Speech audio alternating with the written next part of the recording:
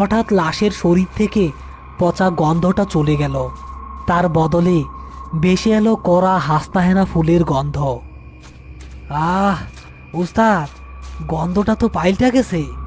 কি সুন্দর বাসনা, শরীরটা জুড়াইয়া গেল। কিন্তু উস্তাদ, লাশটা যেন ক্রমে ভারী হইতাছে। মনে হইতাছে কাঁধে পাহাড় নিয়ে আসি। সাবধান সেলিম, এই গন্ধ ভালো না। এটা নিশির ডাকের লক্ষণ। ও তোরে ভুল বুঝাইয়া ক্লান্ত করতাছে, যাতে তুই ওরে নামাস। খবরদার, নামাবি না। উস্তাদ, আমার দম বন্ধ হইয়া আসতেছে। মনে হইতাছে আমার বুকের হাড় ভাঙা যাইব। আমি আর এক কদম আগাইতে পারবো না উস্তাদ, একটু জিরান দেই। না, খবরদার। আর মাত্র আধা মাইল সহ্য কর সেলিম। না উস্তাদ, আমার জান আগে, আমি আর পারবো না। সেলিম আর পারল না। আরিফের নিষেধ অমান্য করে সে পেছনের কাঁধ থেকে খাটিয়াটা ধপাস করে মাটিতে ফেলে দিল। খাটিয়া মাটিতে পড়ার সাথে সাথে চারদিকের ঝিঝি পোকার ডাক বন্ধ হয়ে গেল। এক অদ্ভুত নিস্তব্ধতা নেমে এলো। আরিফও বাধ্য হয়ে সামনের দিকটা নামালো। তুই শেষ করলি সেলিম, তুই আমাকে দুই ডারি শেষ করলি। এখন এই লাশ কেমনে উঠাবি? উস্তাদ, একটু দম নিয়া নেই। মরা তো আর পালায়া যাইব না। মরা পালাইব না, কিন্তু মরা যারে ধরব সে আর বাঁচব না। হঠাৎ তারা দেখল খাটিয়াটা ধীরে ধীরে মাটির নিচে ডেবে যাচ্ছে। নরম কাদা না থাকা সত্ত্বেও খাটিয়ার পায়াগুলো মাটিতে গেঁথে যাচ্ছে। উস্তাদ, খাটিয়া তো ডাইবা যাইতাছে। তারা দুজনে মিলে খাটিয়া ধরে টানাটানি শুরু করলো, কিন্তু খাটিয়া নড়ছে না। ঠিক সেই সময় কাফনের কাপড়ের নিচ থেকে একটা ফ্যাকাশে হাত বেরিয়ে এসে খপ করে সেলিমের পায়ের গোড়ালি চেপে ধরল। ওরে বাপরে, সাপ সাপ! উস্তাদ উস্তাদ, আমারে সাপ কামড় দিছে, সাপ কামড় দিছে। সাপ না রে গাথা, লাশের হাত। লাথি মার, সারা ওরে। আরিফ দেখল হাতটা সাধারণ মানুষের হাতের মতো নয়। নখগুলো বড় বড় এবং পাখির নখের মতো বাঁকানো। সেই হাত সেলিমের গোড়ালিতে এমনভাবে গেঁথে গেছে যে রক্ত বের হতে শুরু করেছে। আর কাফনের ভেতর থেকে একটা খিক খিক হাসির শব্দ আসছে। তোর বস আর খুব শখ না রে? এখন মাটির নিচে আমার লগে বসে থাক, আর ওঠা লাগবো না। উস্তাদ উস্তাদ, আমি মাটির নিচে ডাইবা যাইতেছি। আমার পা গিল্লা খাইতেছে, আমারে বাঁচান।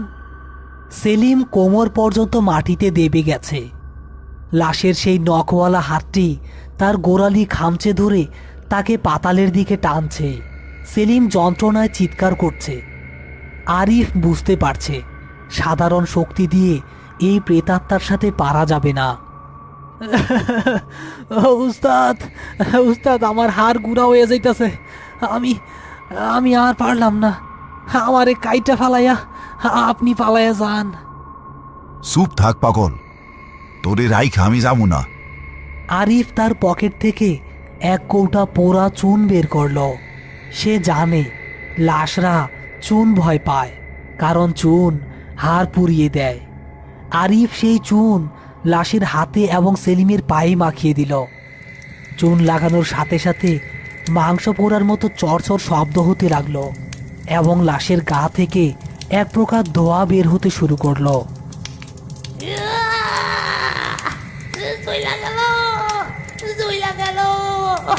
কিন্তু আমি আবার আসমু, গোরস্থানে আবার আসমু।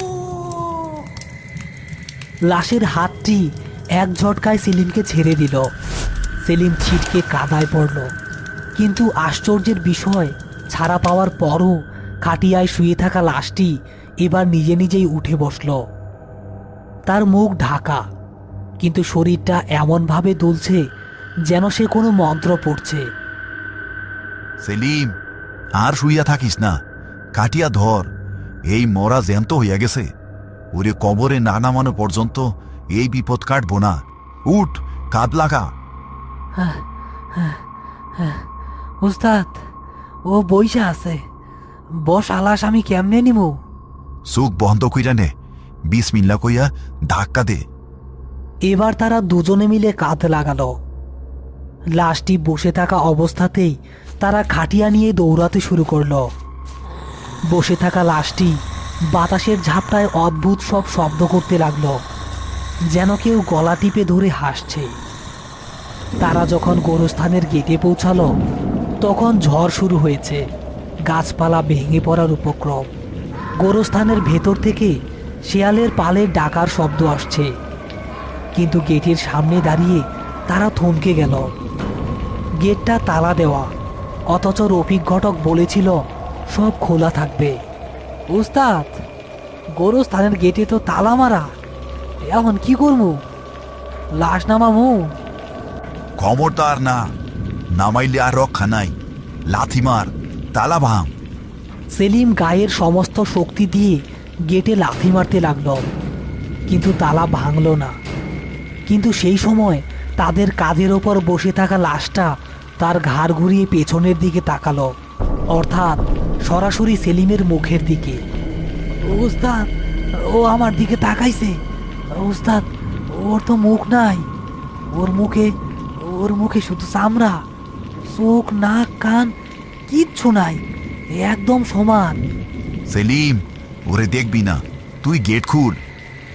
হঠাৎ গোরস্থানের ভেতর থেকে একটা ছায়ামূর্তি ধীর পায়ে গেটের দিকে এগিয়ে এলো। এটা রফিক ঘটক, কিন্তু তার পা মাটির ওপর নেই, সে ভাসছে। দেরি কইরা ফালাইলি আরিফ, অনেক